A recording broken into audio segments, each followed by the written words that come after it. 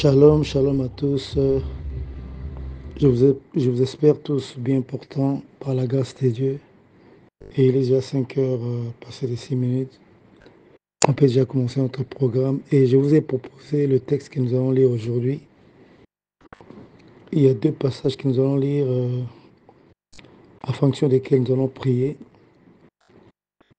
Il y a le passage d'Ésaïe chapitre 51, le verset 15 et le verset 16 que j'ai lu au nom de Jésus. Ésaïe 51, 15 à 16. Je suis l'Éternel ton Dieu, qui soulève la mer et qui fait mugir ses flots. L'Éternel des armées est son nom. Je mets mes paroles dans ta bouche, je te couvre de l'ombre de ma main pour étendre de nouveaux cieux et fonder une nouvelle terre, et pour dire à Sion, tu es mon peuple. Il y a aussi les passages de Job chapitre 38 du verset 12 jusqu'au verset 15 que j'ai lu aussi au nom de Jésus. Depuis que tu existes, as-tu commandé au matin? As-tu montré sa place à l'aurore pour qu'elle saisisse les extrémités de la terre et que les méchants en soient secoués, pour que la terre se transforme comme l'argile qui reçoit une empreinte et qu'elle soit parée comme d'un vêtement, pour que le méchant soit privé de leur lumière et que les bras qui se lèvent soient brisés. Ce sont les deux passages que je voulais qu'on partage aujourd'hui pour la prière de ce matin. Alors, comme je ne cesse de le dire, le but de Dieu, c'est que tous ses enfants atteignent ce qu'on appelle la stature parfaite de Christ. Il y a plusieurs mots pour expliquer cela. À part le fait qu'on appelle cela la stature parfaite de Christ, il y a aussi un mot que j'utilise souvent, que l'apôtre Paul a beaucoup utilisé. Et ce mot parle aussi de la stature parfaite, du niveau que doit atteindre un enfant de Dieu pour être en mesure d'être valablement, en fait, le représentant valable de Dieu sur la terre. Parce que quand il a créé toutes choses, il a fait de sorte, comme je ne cesse de le dire, il a fait de sorte qu'il soit le maître de tout. Mais en ce qui concerne les mondes physiques, les mondes visibles, il a placé l'homme dans les mondes visibles. Il a fait que l'homme soit son équivalent dans les mondes visibles. L'homme dépendait de Dieu, mais il s'est manifesté sur la terre comme étant l'image et la ressemblance de Dieu. Tout ce que Dieu faisait dans tout l'univers, l'homme pouvait le faire dans les mondes physiques. Parce qu'il était pratiquement le Dieu de ces mondes physiques, tout en dépendant du Créateur, du véritable Dieu. Il était son représentant, son ambassadeur, il était celui qui, qui représentait les intérêts du royaume de Dieu sur la terre. Alors pour Dieu, c'est l'homme qui doit régner sur la terre, pas une autre créature. Et en le plaçant dans cette position, il lui a aussi conféré l'autorité d'influer dans les mondes physiques comme étant Dieu, comme l'image et la ressemblance parfaite de Dieu. C'est ainsi que les créatures physiques ne pouvaient pas voir Dieu directement comme ça, mais ils voyaient Dieu à travers Adam et Ève. Il leur suffisait seulement de jeter un regard sur Adam et Ève, voir comment ils vivaient, comment ils fonctionnaient, pour voir Dieu dedans. Alors l'homme était doté de la capacité d'agir comme Dieu.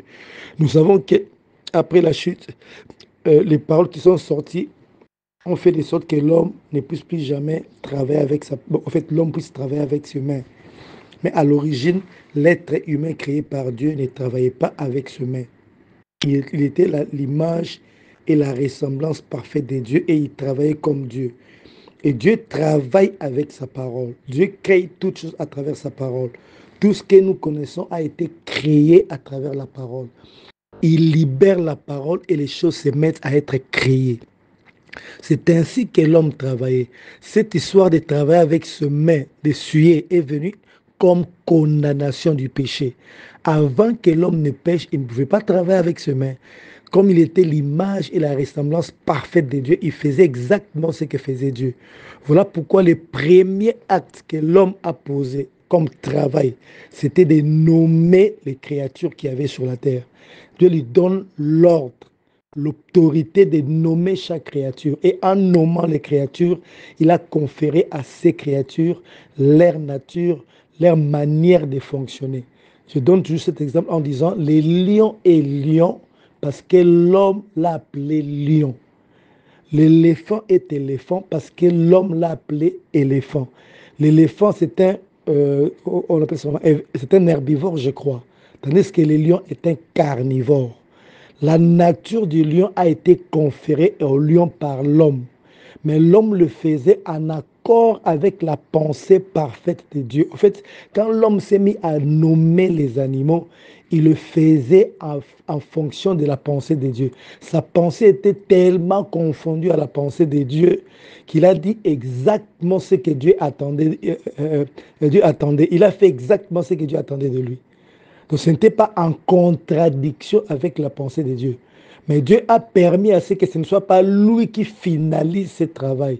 Ce ne soit pas lui qui donne aux animaux, aux créatures qui avaient sur la terre leur nature et leur fonction, parce qu'il a voulu que l'homme comprenne que moi j'ai travaillé, je me suis reposé, et je me suis reposé parce que j'ai créé un être qui est semblable à moi, qui est mon image, qui va continuer à faire exactement ce que moi je faisais. En fait, j'ai travaillé d'une certaine manière et j'ai arrêté mon travail pour te donner aussi la place, afin que toi aussi, tu puisses travailler dans ces mondes physiques, tu puisses continuer à faire le travail dans ces mondes physiques, le travail qui fera que tu te manifestes sur la terre comme mon image et ma ressemblance. Alors, tout ce qu'il y a dans le monde physique était contrôlé par l'homme. Nous savons que c'est Dieu qui a disposé les choses. Il a disposé les ciels tels que nous les voyons. Il a disposé le soleil, la lune et toutes ces choses.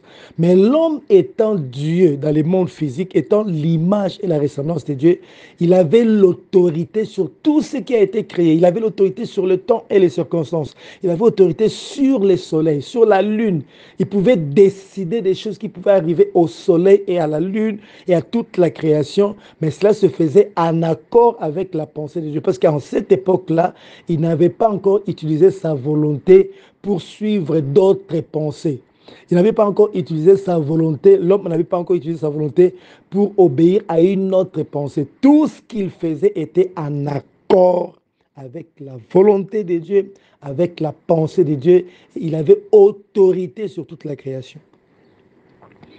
À la chute, nous avions perdu cela. Mais avec la rédemption, nous avons obtenu cela. Mais la rédemption marche avec la foi. Parce que la rédemption a ouvert la voie à la nouvelle naissance en Jésus-Christ. La nouvelle naissance en Jésus-Christ s'est faite au moyen de la foi. La Bible déclare, nous sommes sauvés par la foi, par la grâce au moyen de la foi. Cela ne vient pas de nous, c'est un don de Dieu, afin que personne ne se glorifie. Donc la grâce tombe sur nous et ça suscite en nous la foi. Et cette foi-là qui permet à ce que nous naissions de nouveau. Et la nouvelle naissance a commencé par la foi. La nouvelle naissance s'est poursuit, la vie qui a été reçue à la nouvelle naissance grandit et se poursuit par la foi, poursuit sa croissance par la foi. Si avec Adam, nous sommes nés naturellement, c'est-à-dire Adam et Ève ont décidé, ils ont eu des enfants et les enfants ont constaté qu'ils étaient sur la terre, ils ont constaté qu'ils existent, comme toi et moi, à un certain moment, nous avions constaté que nous existions et nous ne sommes pas nés à cause de notre propre volonté. Donc notre volonté n'a pas joué, notre foi n'a pas joué. Nous avons seulement constaté que nous sommes dans ce monde et nous grandissions. Et toutes les choses qui concernent la vie naturelle nous viennent comme ça sans que nous puissions y exercer la foi.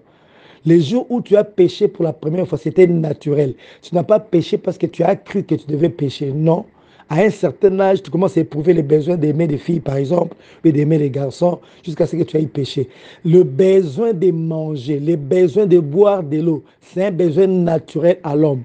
Et puisque Adam a péché, sa sémence a été corrompue et qu'il a commencé à avoir ses enfants après qu'il ait péché, après que sa sémence soit déjà corrompue, alors le péché est devenu aussi la nature de l'homme. L'apôtre Paul dit, nous étions par nature, nous étions par nature enfants destinés à la colère. Mais Dieu nous a fait grâce en nous sauvant de ses péchés, en faisant de nous ses enfants. Donc la nature humaine a été corrompue, c'est ainsi que le péché est devenu aussi la nature de l'homme, faisait partie de la nature humaine. Voilà pourquoi beaucoup de gens n'arrivent pas à comprendre pourquoi Dieu utilise la méthode de la mort pour sauver les hommes du péché. La nature humaine ne peut pas être disciplinée. La nature humaine ne peut pas être éduquée. On entre dans la vie humaine par la naissance et on en sort par la mort. Et Dieu a utilisé la même méthode.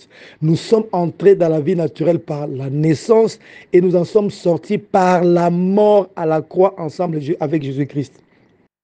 Alors tout ce qui est naturel grandit en nous naturellement, se manifeste naturellement sans que nous puissions fournir l'effort de croire pour que les choses arrivent naturellement. Mais tandis que la vie spirituelle qui a été reçue a commencé par la foi, elle grandit par la foi, elle atteint la maturité par la foi. Alors Christ est venu, il nous a donné des choses, des positions, de bénédictions, des privilèges. Tous ces privilèges-là, c'est vivre par la foi. Tu veux vivre ces privilèges-là, sache que ces privilèges sont de l'ordre de la vie nouvelle, la vie spirituelle qui a été reçue par la foi. Et cette vie grandit par la foi. Et la Bible est claire. Celui qui est juste par la foi vivra. C'est traduit dans Luc 2 par mon juste vivra par la foi. Mais littéralement, la phrase donne celui qui est juste par sa foi vivra. Donc notre vie est conditionnée par la foi. Or la foi, nous ne l'avons pas. Personne d'entre nous n'a la foi. Même moi qui vous parle, je n'ai jamais eu la foi. La foi s'obtient à travers la parole de Christ. Parce que la foi vient de ce qu'on entend. Ce qu'on entend vient de la parole de Christ. C'est Dieu qui est l'auteur et le consommateur de la foi. La même foi qu'il te demande pour obtenir quelque chose vient de lui. Voilà pourquoi il voudrait assez que tu t'exposes à la parole de foi, que tu ouvres ton cœur à la parole de foi, afin que cette parole de foi, la parole de Christ, puisse produire la foi en toi, afin que tu vives le miracle.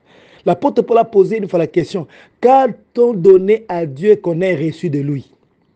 Tout ce que nous lui donnons vient de lui. Jamais on donne à Dieu ce qui vient de nous, jamais. Dieu n'accepte que ce qui vient de lui, qui nous a touchés et qui retourne à lui.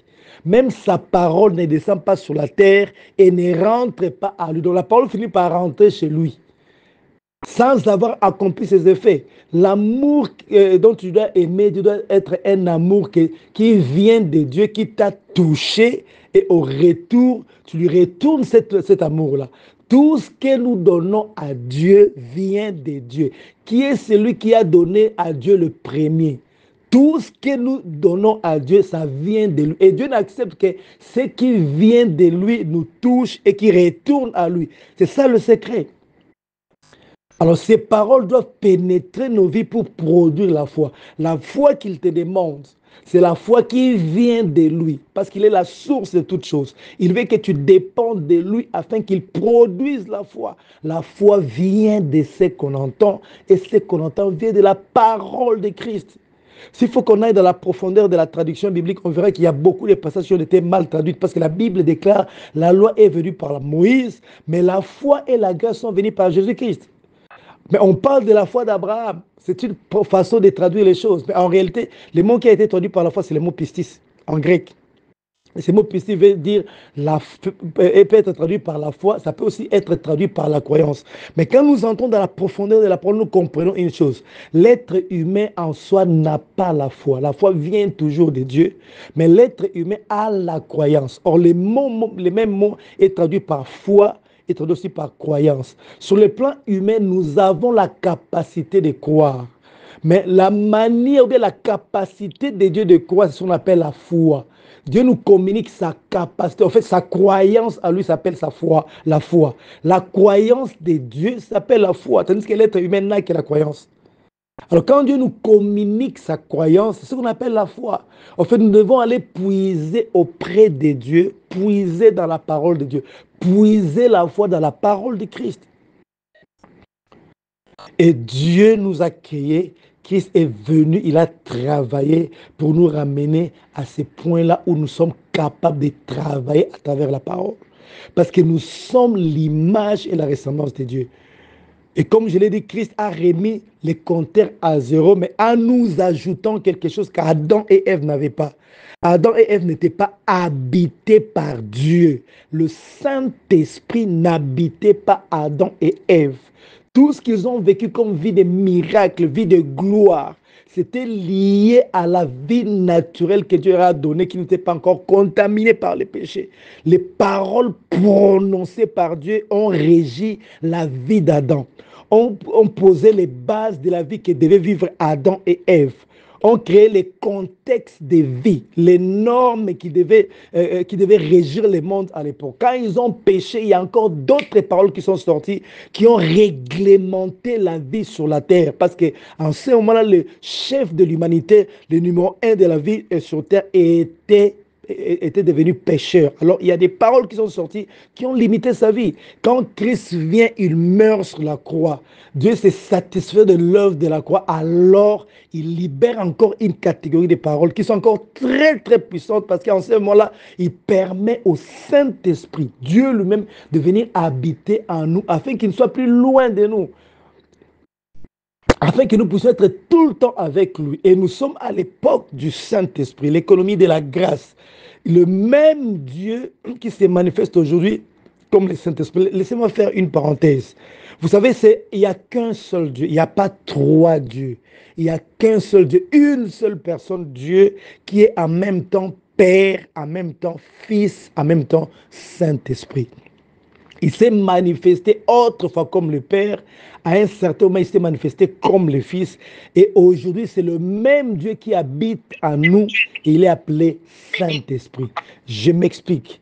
Avant qu'il ne vienne sur la terre, il y a des gens qui ont parlé de sa part. On les a appelés les prophètes. Et les prophètes avaient l'habitude de dire ainsi parle l'Éternel. Pourquoi? Parce que les mots qu'ils prononçaient ne venaient pas d'eux-mêmes. Ça venait de l'Éternel. Et pour préciser que ce que nous sommes en train de dire ne vient pas de nous, mais ça vient de l'Éternel. Et il s'adressait au peuple en disant ainsi parle l'Éternel. Les mots que je vais dire maintenant, c'est l'Éternel qui parle à travers moi. Parce que l'Éternel ne s'est pas manifesté. Il parle au nom de l'Éternel. Mais quand le même Éternel est venu sur la terre, pour savoir, l'un des éléments qui nous font voir que c'est lui l'Éternel, parce que quand il est venu, il a parlé de la part de Dieu. Mais cette fois-là, il ne disait pas ainsi parle l'Éternel. Il disait en vérité, je vous l'ai dit. Le même esprit qui a parlé à travers les prophètes, et comme ce n'était pas l'esprit des prophètes, mais l'esprit de Dieu, Dieu lui-même, les prophètes ont mis l'accent sur certains mots pour que vous compreniez que ce n'est pas, pour que nous comprenions que ce ne sont pas les paroles qui viennent d'eux, mais ce sont les paroles qui viennent de l'Éternel. Ainsi parle l'Éternel. Mais curieusement, il y a un prophète qui se manifeste et lui ne parle pas, il n'utilise pas la formule ainsi par l'Éternel. Lui dit en vérité, je vous l'ai dit. Et on a compris que c'était l'Éternel qui a pris la forme humaine parce que maintenant c'est lui-même qui parle tout en étant humain. Il ne pouvait pas dire ainsi par l'Éternel. C'était la même personne qui parlait autrefois à travers les prophètes qui parlait en tant qu'être humain. Donc il pouvait se donner le droit de dire je vous l'ai dit en vérité, je vous l'ai dit. Et quand cette personne meurt, retourne dans sa position de l'esprit. Il a dit, je vais au Père. Il est rentré dans sa dimension de l'esprit créateur qu'on appelle Père. Il nous revient sous forme du Saint-Esprit. Et quand vous examinez la Nouvelle Alliance, il y a un livre historique dans la Nouvelle Alliance qu'on appelle les Actes des Apôtres. Il y a aussi des livres, des Écritures, des Épîtres. Mais vous constaterez que même dans l'Apocalypse des Jean, on parle de l'Esprit. La formule qui était utilisée autrefois, ainsi par l'Éternel, a été changée. Acte chapitre 13, le Saint-Esprit dit, mettez-moi Paul et Barnabas à part pour l'heure à laquelle je les ai appelés. Agabus prend la ceinture de Paul pendant qu'il s'est rendu à Jérusalem pour lui dire, celui à qui appartient cette ceinture. Le Saint-Esprit dit, voilà ce qui arrivera. On va l'arrêter à Jérusalem par les païens. Il sera lié. En Acte 15, le Saint-Esprit et nous avons destiné. Pourquoi ils disent plus ainsi par l'Éternel? Parce qu'ils étaient conscients que c'est le même Esprit éternel qui a parlé autrefois à travers les prophètes. Il est venu et nous l'avons vu, il s'est appelé Jésus, il s'est fait appeler Jésus. Et maintenant qu'il est parti, il est venu comme Saint-Esprit. Alors il n'y a pas lieu de dire ainsi par l'Éternel. Vous ne trouvez jamais la formule ainsi par l'Éternel dans la Nouvelle Alliance. Ni dans les Épîtres, ni dans l'Acte des Apôtres, ni dans l'Apocalypse. Pourquoi? Parce qu'on est à l'époque du Saint-Esprit, c'est le même Dieu, la même personne qui est venue habiter à nous. Et dans l'Apocalypse même, ce sont les révélations que le Seigneur Jésus a données à Jean. Mais quand le Seigneur Jésus s'adresse aux églises, les 7 églises de l'Apocalypse, il finit son mot en disant que celui qui a les oreilles écoute ce que l'Esprit dit aux églises. Donc le Saint-Esprit, ce n'est pas une puissance qui est venue habiter à nous, non. C'est le Dieu créateur qui s'est manifesté une fois comme le Fils, on l'a appelé Jésus.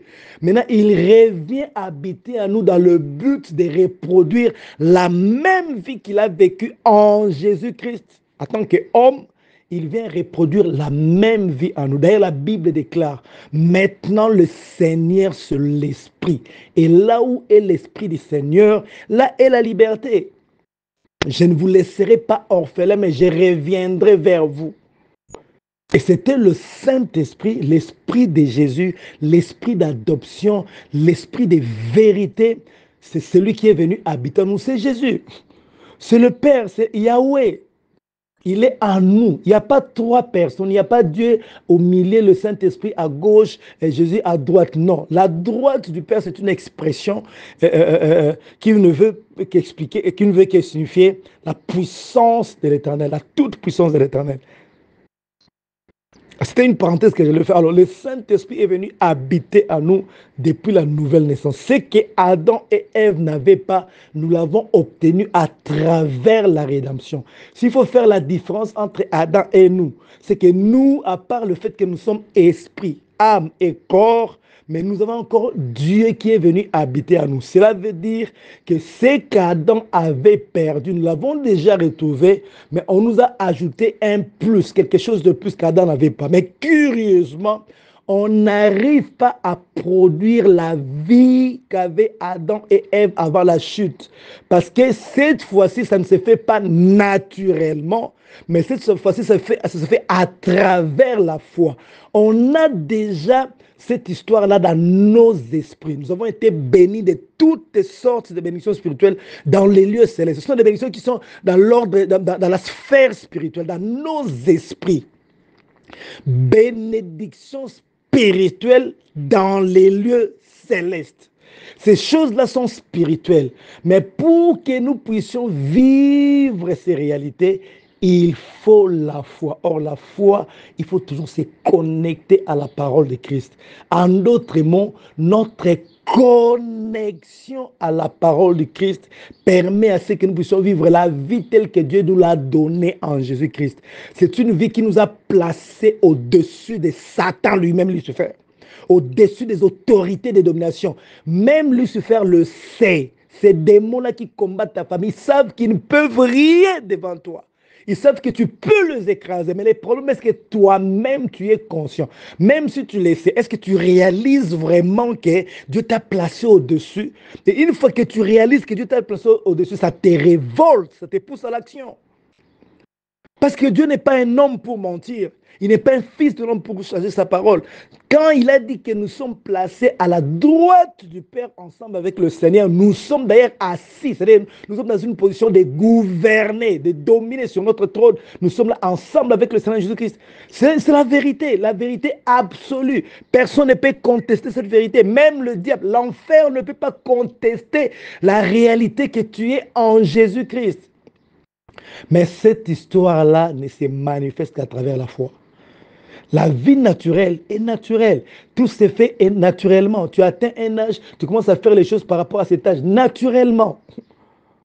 Naturellement. Mais dans la vie de la foi, tous les points de départ, c'est toujours la foi. Tout ce que tu veux avoir, chaque étape que tu veux franchir, c'est à travers la foi que tu l'as franchi. Donc, tu dois te connecter à la parole, que ta parole t'ouvre certains horizons afin que la foi soit libérée et que tu atteignes cette position sur le plan naturel. Mais sur le plan spirituel, tu es déjà dans cette position. Tous les problèmes, c'est que sur le plan naturel, nous puissions manifester les choses que nous sommes spirituellement. C'est comme Jésus qui se cache, mais qui monte sur la montagne et ces jours-là, on le voit sous son vrai jour. Le vrai Jésus qui s'est caché dans cette peau d'homme s'est manifesté ces jours-là et ils ont compris qu'il n'était pas n'importe qui. C'est la même chose avec nous. C'est la foi qui nous manifeste. C'est la foi qui fait que nous puissions se manifester. Alors, à l'origine, Dieu a placé l'homme au-dessus de toute la nature. Il n'était pas seulement au-dessus des animaux, ils étaient au-dessus, Adam et Ève étaient au-dessus de tout ce qu'il y a dans la nature. Même les lois de la nature ne pouvaient rien contre Adam et Ève. Ils pouvaient entrer sous l'eau sans mourir. Ils pouvaient monter en espace comme ça. Ils montent dans l'espace comme ça sans avoir des ailes parce que la pesanteur était soumise à Adam, soumise à Adam et Ève. Parce qu'ils étaient Dieu sur la terre. Toute la création. Dieu n'a pas créé seulement les êtres vivants, il a créé aussi les concepts, il a créé les pensées, les idées, les sentiments. Toutes ces choses-là étaient soumises à Adam. Rien n'était au-dessus de lui, soumise à Adam. Et même Lucifer qui était tombé déjà sur la terre, qui était là quand on a placé Adam sur la terre, quand on a libéré les paroles, était soumis à Adam. Jusqu'à ce qu'il vienne séduire la femme et que l'homme puisse suivre la voie de sa femme et que les deux puissent tomber. Mais au départ, toutes ces choses étaient soumises à Adam et Adam ne travaillait pas avec ses mains. Il libérait la parole, l'image et la ressemblance parfaite de Dieu. Et les choses s'accomplissaient. Et quand Christ est venu, il nous a ramenés dans la même position. Adam avait la charge de cultiver la terre, c'est-à-dire de transformer la terre. Dieu crée des produits bruts, mais il laisse à l'homme le soin de les amener à faire de ces produits des produits finis. Ce n'est pas Dieu qui a créé les téléphones, ce n'est pas Dieu qui a créé l'Internet, ce n'est pas Dieu qui a créé la télévision. C'est l'homme qui a fabriqué le téléphone, qui a fabriqué toutes ces choses-là. Mais il le fait à partir de la matière brute que Dieu a créée. Et cette matière brute était bonne et parfaite. Donc, c'est le soin donné à l'homme. Ce n'est pas étonnant aujourd'hui qu'il y ait plusieurs inventions parce que c'est dans le plan de Dieu que l'homme puisse se développer et qu'il puisse créer des produits finis. Vous vous rendez compte? Les lions étaient là, la chèvre était là, mais ils étaient bruts jusqu'à ce que l'homme puisse libérer la parole qui devient des produits finis. C'est comme ça que ça marche.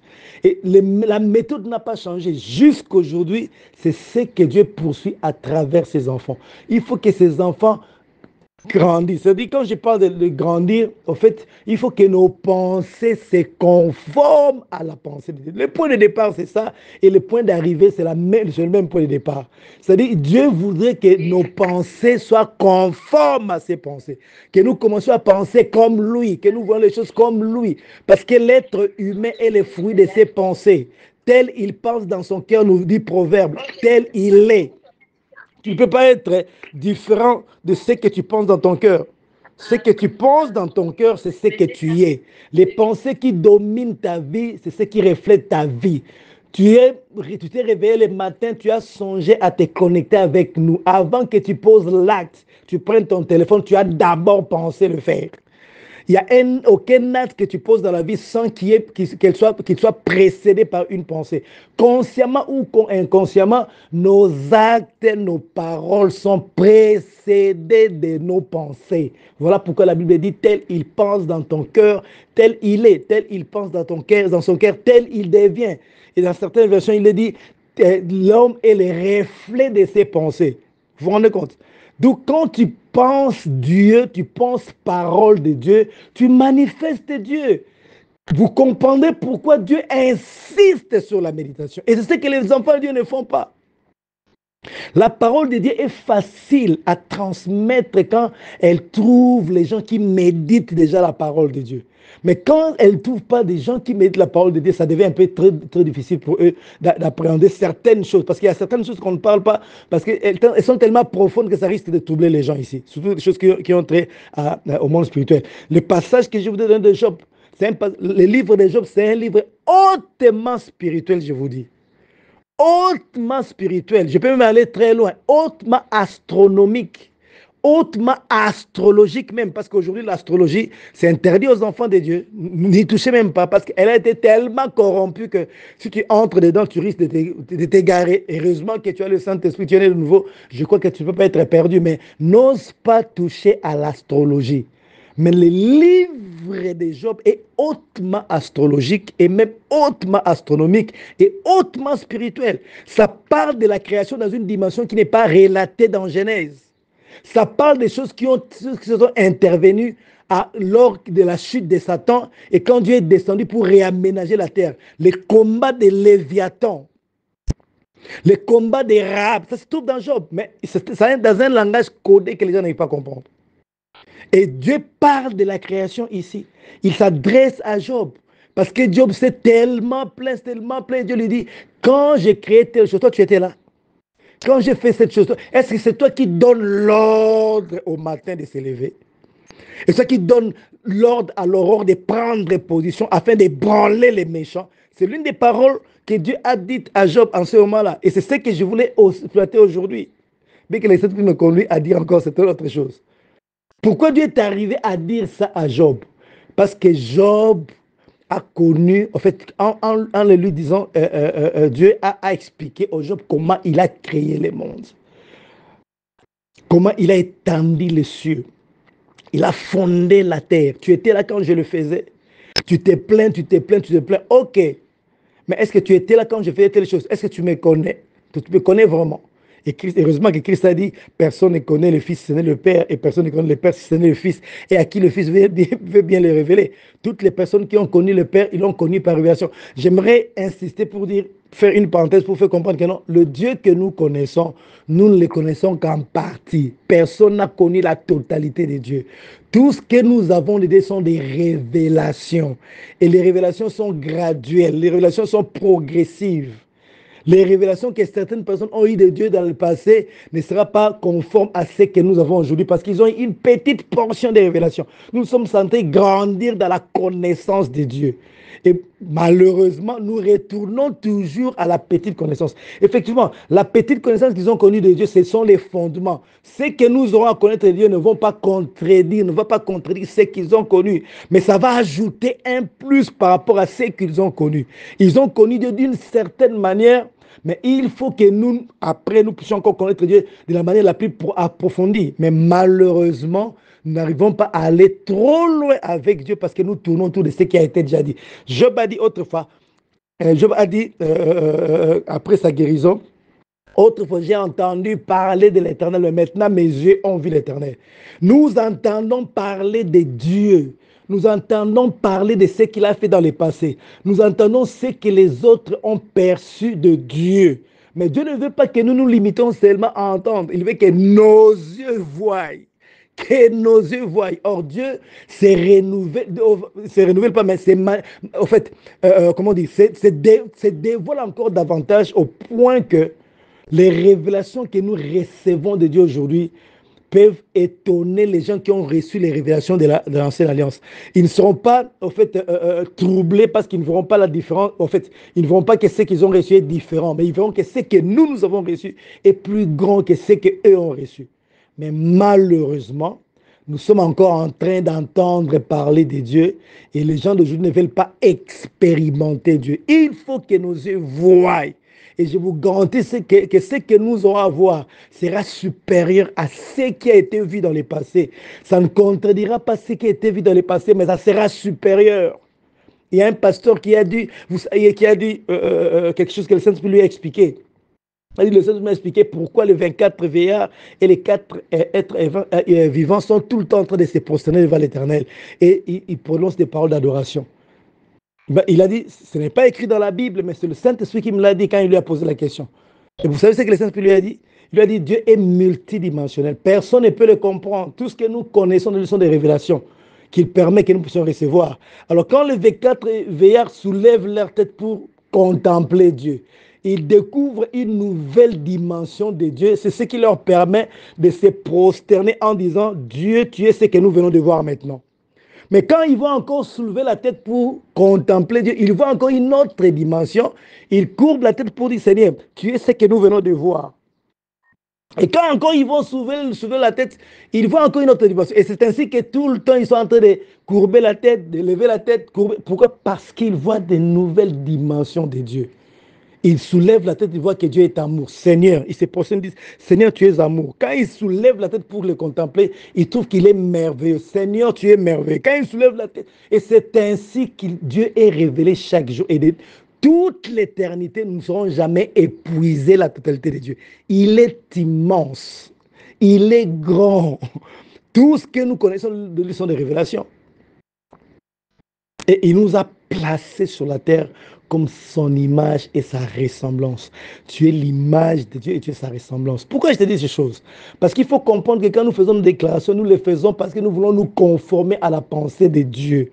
Adam ne priait pas le Père pour lui demander quoi que ce soit. Tous ses besoins étaient comblés par ces déclarations. Il suffit qu'un besoin se présente pour qu'il puisse agir. Je ne dis pas pour qu'il puisse demander, pour qu'il puisse agir avec le plein droit qu'il avait, le plein pouvoir qu'il avait, afin que ses besoins soient comblés jusqu'à ce qu'il pêche et que ses pensées se détournent de la pensée de Dieu. En ce moment-là, tu deviens un enfant. Alors, tu dois être soumis à l'esclave. Et tout ce que tu auras, il faut que tu le demandes. Mais au départ, il ne demandait rien. Adam ne demandait rien. C'est ce que Dieu veut. Il a placé Adam comme Dieu sur la terre. La gloire de Dieu l'accompagnait. Mais c'est le péché qui a fait qu'Adam puisse tomber si bas et qu'il commence à demander. Vous vous rendez compte? Et Dieu nous a amenés dans cette position où nous devons être en communion avec lui. La meilleure des prières, c'est l'adoration, mes frères. Nous intercédons parce qu'il y a trop de faiblesses sur la terre. Il y a trop de problèmes. En réalité, Dieu cherche les adorateurs. Dieu ne cherche pas les prieurs, les intercesseurs. L'intercession est bonne parce que, en fait, c'est un palliatif à la situation dans laquelle nous nous trouvons aujourd'hui.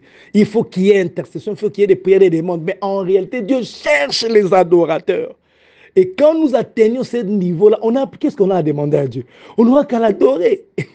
Parce que tu as tout. Tu as atteint la statue parfaite de Christ. Ce que tu dis, c'est ce qui arrive. Tes actes se manifestent. Tu crées les choses. Tu libères les paroles. Les choses s'accomplissent. En ce moment-là, tu n'as plus rien à demander à Dieu. Tu n'as qu'à adorer Dieu. Et l'adoration, c'est la chose que Dieu aime. Parce que l'adoration nous façonne. L'adoration nous corrige. L'adoration nous taille. Quand tu entres dans la profondeur de l'adoration, tu sens que là, c'est une histoire entre toi et Dieu. Même tes demandes n'ont plus de valeur. Tu étais entré dans la présence de Dieu dans le but de demander quelque chose. Mais quand tu crois sa présence, tu n'arrives même plus à demander. Tu as juste envie de rester dans sa présence, le contempler, être affecté par sa lumière. C'est ça l'adoration profonde. Et en étant dans cet état, Dieu résout tous tes problèmes. Et en quittant la présence de Dieu, tu vois, tout est déjà résolu. Et dans la pensée de Dieu, il cherche les adorateurs. Pourquoi? Parce que l'adoration, non seulement ce que ça plaît à Dieu, ça a un effet rétroactif dans nos vies. Dieu te détaille tes faiblesses pendant l'adoration. Il t'arrive des moments où tu pries comme ça. Tu étais en train d'intercéder, tu commences à adorer Dieu, mais tu te sens petit devant Dieu. Tu te sens rien devant lui. Tu ne vois que sa grandeur, son amour. Et en voyant son amour et sa lumière te pénètre, tu commences à voir tes propres défauts. Tu commences à demander pardon alors que tu n'étais pas censé le faire au départ quand tu as commencé à prier. Tu commences à voir tes défauts. Tu te vois rien. Tu t'effaces sans que tu t'efforces. Toi-même, tu t'effaces devant Dieu. Pourquoi? Parce que la présence de Dieu est là. Ça commence à te révéler les imperfections de ta vie. Ça commence à révéler la grâce. Tu es là par la grâce. Tu es sauvé par la grâce. N'aie même pas, le courage de frapper la poitrine comme on dit en Afrique. Hein? Ne t'enorgueillis pas parce que tout ce que tu as, c'est la grâce. Et toi-même, tu commences à pleurer, non pas parce que tu es culpabilisé, mais la présence de Dieu t'affecte. C'est ça l'adoration en fait. Et c'est ce qu'il nous restera à faire. adorer Dieu pour qu'il nous pénètre davantage. Et quand nous quittons l'adoration, nous allons donner des ordres. Nous allons établir les choses par notre parole. Nous allons travailler en libérant la parole. Ésaïe, je suis l'Éternel des armées. Mon nom, c'est l'Éternel des armées. C'est moi qui soulève la mer et qui fait mugir ses flots. Mais entends ce que je te dis aujourd'hui. Écoute bien ce que je te dis. Je mets mes paroles dans ta bouche. Je te couvre de l'ombre de ma main. Afin que tu fasses quoi? Afin que tu étendes les nouveaux cieux comme je l'ai fait au départ. Et que tu fondes une nouvelle terre. Et que tu dises à Sion, tu es mon peuple. Donc tu dois parler, Esaïe. Tu attends que moi je parle. Je ne parlerai pas. Ézéchiel, ces ossements peuvent-ils avoir la vie? Seigneur, toi tu le sais. Non, il est hors des questions que moi je fasse quoi que ce soit. C'est toi qui dois libérer les paroles afin que ces ossements desséchés puissent avoir la vie. C'est ce qui a été fait. C'est ça la pensée de Dieu. Il ne veut plus travailler. Il a repris le travail à cause de nous. Nous avons failli. Adam a failli dans sa mission. Voilà pourquoi Dieu a repris du travail. Mais il s'était déjà reposé. Et Christ est venu, il a tout accompli. Le tout accompli du commencement, alléluia, a permis à Dieu de se reposer. Le péché vient introduire quelque chose qui n'était pas prévu. Mais Dieu savait qu'il y aura ça parce qu'il connaît tout.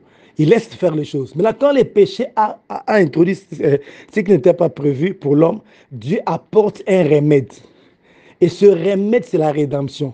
La finalité du travail, c'était à la croix. Et Christ a encore travaillé. Donc, le deux travail de Dieu, de la création et du rétablissement, l'homme a déjà été fini. L'homme a déjà été guéri, en fait. Mais il ne reste plus qu'à cet homme d'accéder à cette guérison. Par la foi. Et toi et moi, nous sommes déjà dedans. Mais le problème, c'est quoi? Est-ce que nous conformons nos pensées à la pensée de Dieu? Seigneur, descends, agis. Il n'agira plus, il a déjà agi. C'est à toi d'agir. Tu agis à travers la parole. Nous revenons au commencement. Nos actes doivent être précédés par la parole. Et c'est ainsi qu'il dit à Isaïe.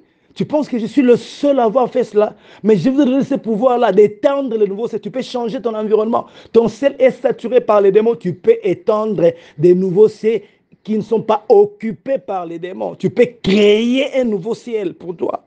Tu peux créer une nouvelle terre pour toi. Une terre dans laquelle il y a la paix, il y a la prospérité, il n'y a pas de maladie. Mais ça s'est fait à travers la libération de la bouche et de la parole, à travers ta bouche. Pourquoi? Parce que j'étais déjà couvert de l'ombre de ma main. La main parle de la puissance de Dieu.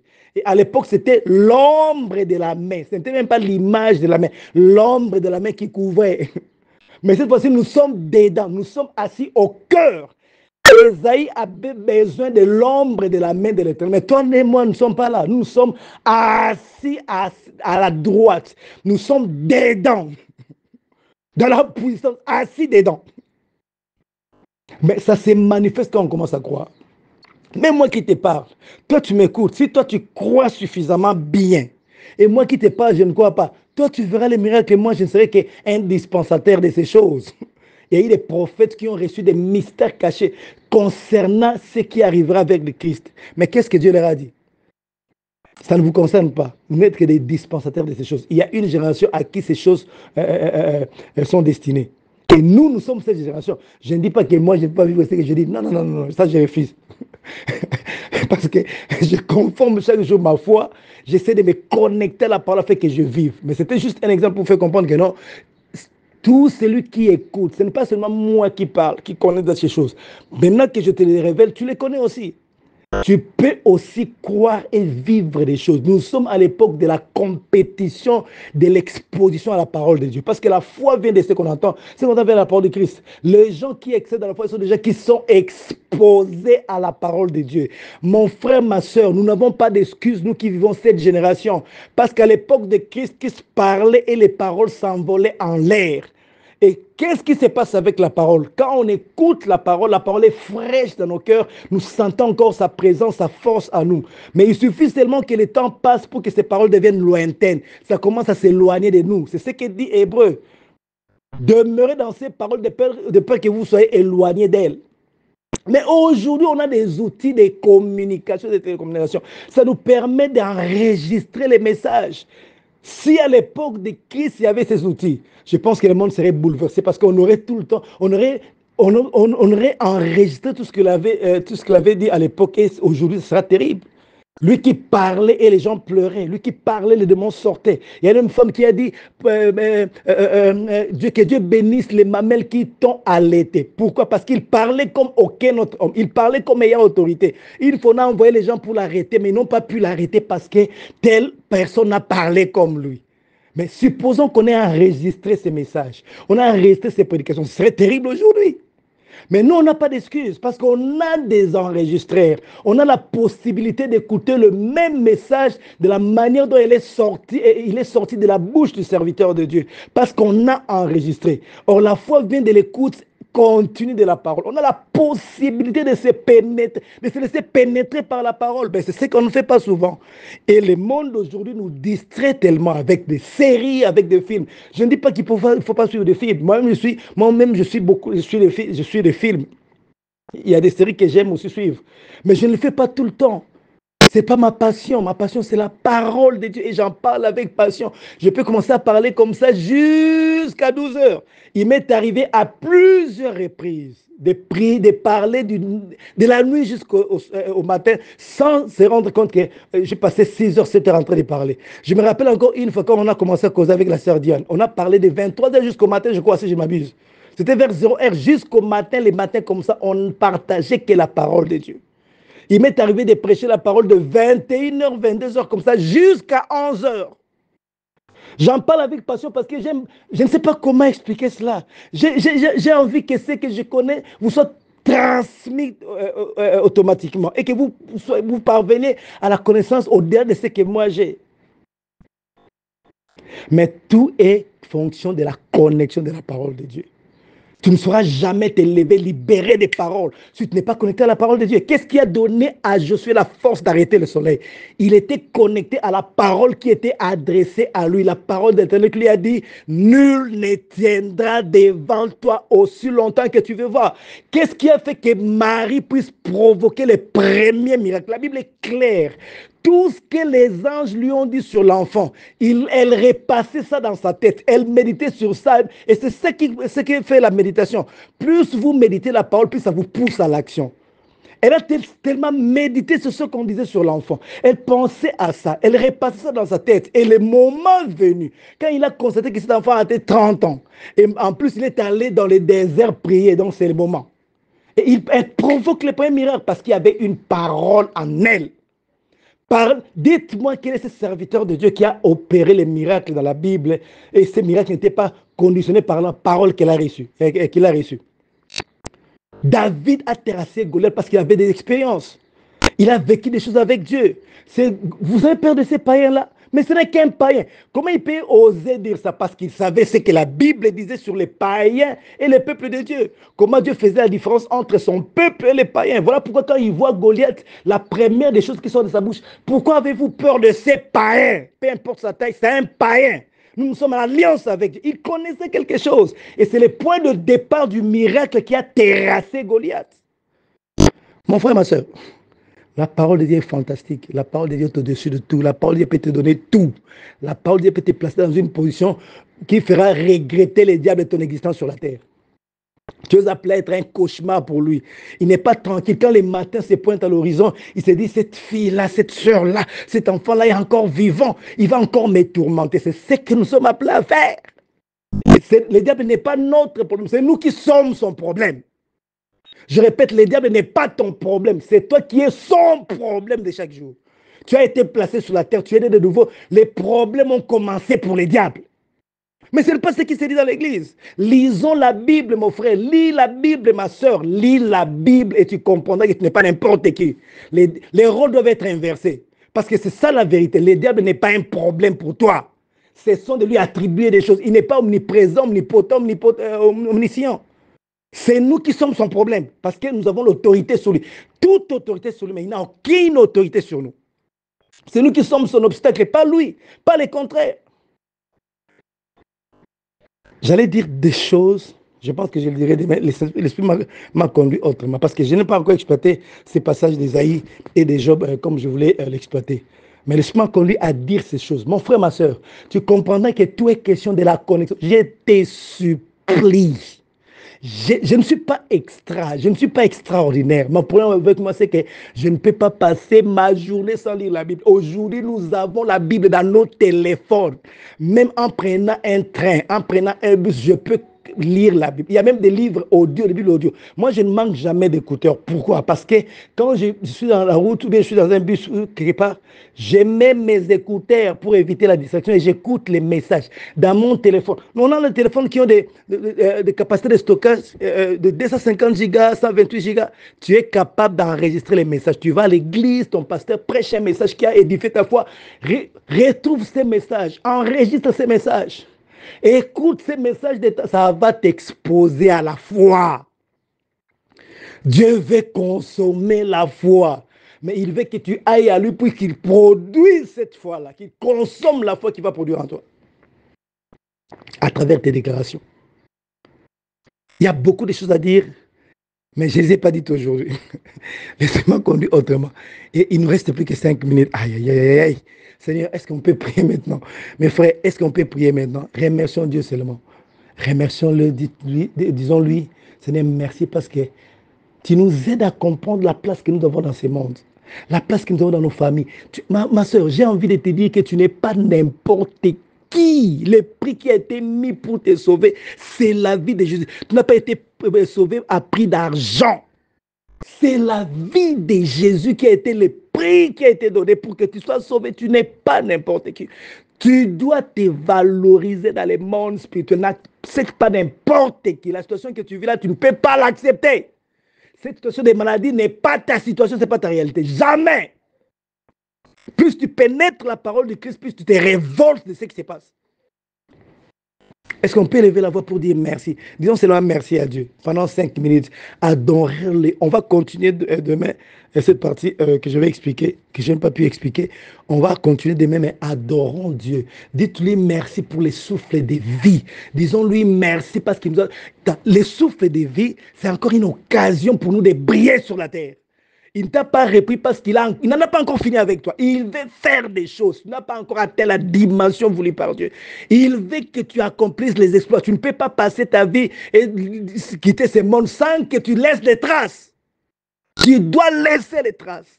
Surtout que tu es né de nouveau en Jésus-Christ. Commence à l'adorer. Seigneur, merci parce que merci pour la parole. Merci. Je ne sais pas comment dire. Adore-les. Aujourd'hui, nous adorons seulement pendant 5 minutes. Adorez Dieu, adorons Dieu, adorons Dieu. Et on va clôturer la prière. Et on va continuer notre message demain. Prions au nom du Seigneur Jésus-Christ. Seigneur, nous te bénissons ce matin. Nous te bénissons parce que tu es le Dieu de Dieu. Nous te bénissons parce que tu es notre Père.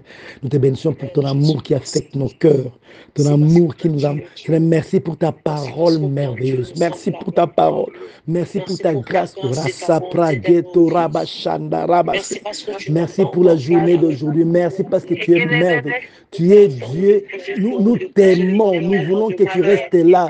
Que tu sois toujours notre Dieu. Tu es le seul vrai. De toute façon, tu es le seul véritable Dieu. Il n'y a pas d'autre Dieu. Il n'y a que toi qui es Dieu. Merci parce que tu es le Dieu de nos familles, le Dieu de nos vies. Merci parce que tu t'aimes.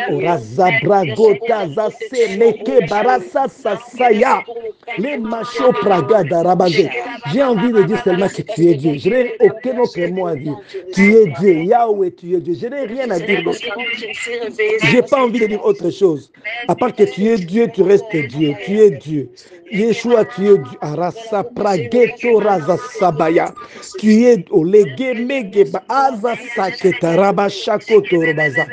Tu es Dieu au-dessus de tout. Au-dessus de tout ce que nous pouvons concevoir. Au-dessus de tout ce que nous pouvons imaginer, tu restes Dieu. Au-dessus de tout ce que nous savons. Au-dessus de tout ce que nous pouvons savoir, tu es Orazame Bagarasa. Nos problèmes sont rien devant toi. Nos vies sont rien devant toi. Tu es Dieu au-dessus de ton sapra. Que les montagnes ne tiennent pas devant toi. Tu as mis fin au Tovabo. Tu as mis fin au Tovabo, au chaos. au chaos de la Genèse. Et qu'est-ce que tu nécessiteras de faire? Qu'est-ce que tu manqueras de faire pour nous? Tu es Dieu, tu es Dieu, tu es Dieu, Yeshua, tu es Dieu, tu es Dieu, Orasa Pakarabaza, tu es Dieu, tu es Dieu, tu es Dieu, tu es Dieu. Nous te proclamons, nous te célébrons, tu es Dieu. Resa Pragarasa Saparabase, tu es Dieu, tu es Dieu, tu es Dieu. Les Mazagarata Zazesesekebeya. Raposa brada ramaze ketaramaja shabalala. Les megezoka sasrada zazraba sheke bebereche. Les mege begezo sasra babaraza sasra badarasha. Les megeza saza barada dadadaze. Rabaze keteremeza kata rabazaza zrodo soroba shele bemeleza sika. Les mato madazabakata rabamache keterebesia. Rapeso probodor bagaraba jelelelese. Les mekemendo mondoro bazakrada zarada sharadase. Les mekemedo badaragaza sasekime sheshe piaradaze sekelia. Les mato maza kata yaje kebaraza sasabara. Tu es Dieu, tu es Dieu, tu es Dieu, tu es Dieu. Yeshua, tu es Dieu, tu es notre Dieu, le Dieu de nos familles, tu es Dieu, tu es Dieu, tu es Dieu. Les gemazasra badaraba, tu es Dieu. Tu es Dieu au-delà de notre imagination, au-delà de tout ce que nous pouvons concevoir, au-delà de tout ce que nous pouvons nous imaginer, tu es Dieu. Les razaza brabagadarabasa, tu es Dieu. Les melemegegeze sabra babagara shalalala. Tu es Dieu qui mazasrage terebebe shelelele. Tu es Dieu ege boza saprabagada razasa sama sheke patarabazala. Yeshua, tu es Dieu. Yeshua Hamashiach. Les réseaux zrabadarabage bababaradara sarararache. Les meke magota naza sasa begara soprada sela. Les mechapaka saya hazase. Merci pour les mystères cachés qui sont libérés. Merci pour ta sagesse infiniment variée qui est libérée. Roso soprada da salaka shememegezi sataragaza saya. Rapoto propoto regaza zrebebe leleleleze. Le mekemonda mamanadaza sasakara balala shalala. Le kema aza koto balashe keberia. Tu es Dieu. Tu es Dieu, Yeshua, tu es Dieu. Tu es Dieu, Eremaza Sabala. Tu es Dieu, tu es Dieu, tu es Dieu, tu es Dieu, tu es Dieu, tu es Dieu. Yeshua, tu es Dieu. Yeshua Hamashiach. Jésus-Christ, tu es Dieu. Les Maharada Gaza Sisisia. Les Rooso Prada Garada Zeketele Meleche. Les Ketonoza Sabagaya Go Gugobaza Sieneme Kemeshe Ketelalia. Le Rata Seke Barata Dada Zeseke Nemeshetia. Rufasasia Pala Malaga Zozosi Elekemeshiki. Netatona Nanazi Sesia Balapa Shalala. Tu es Dieu. Tu es Dieu. Tu es Dieu. Tu es Dieu. Tu es Dieu. Tu es Dieu. Erazastra Garabatarabashele. Tu es Dieu. Esakema Azakarabasha. Tu es Dieu. Tu es Dieu. Au nom de Jésus. Afin que quand tu seras de retour, Seigneur, que tu nous trouves dans ta parole. Au nom de Jésus-Christ, Seigneur.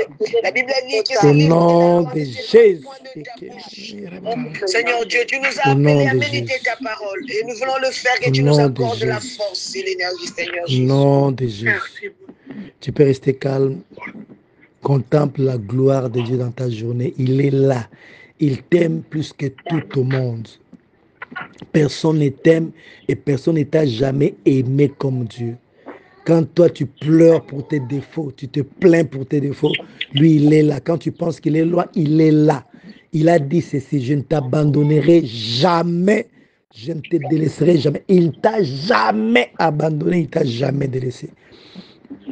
Ressens l'amour de Dieu dans ton cœur, ressens sa puissance, ressens sa volonté qui s'accomplit dans ta vie. Ce n'est pas un hasard qu'on soit en train de prier chaque matin ensemble avec toi. Ce n'est pas un hasard que tu écoutes ces choses. Parmi nous, il y a certaines personnes qui sont révolutionnées par les choses qu'ils entendent ici. Et même par les choses que vous écoutez ces derniers temps, même dans votre église. Mon frère, ma soeur, ce n'est pas pour rien. Ce n'est pas pour rien, ce n'est pas un hasard. Ça a été prédestiné avant la fondation du monde. Le contact que nous avons à travers la parole, prédestiné avant la fondation du monde. La seule chose que je te demande, c'est d'ouvrir ton cœur, d'aimer la parole, Dieu peut nous donner l'objet de nos désirs. Ce qui est fantastique avec Dieu, il est capable de nous donner l'objet de nos désirs. En ce moment-là, nous ne demandons pas quelle est la volonté de Dieu. Ce sont les désirs qui s'accomplissent. Mais avant cela, il y a un préalable. Fais de l'éternel tes délices. Et comment fait-on de l'éternel ses délices? Beaucoup de gens ne le savent pas. Ils lisent la Bible, mais ils ne savent pas comment faire de l'éternel ses délices. C'est simple. Fais de la parole de Dieu tes délices, parce qu'il est la parole du commencement.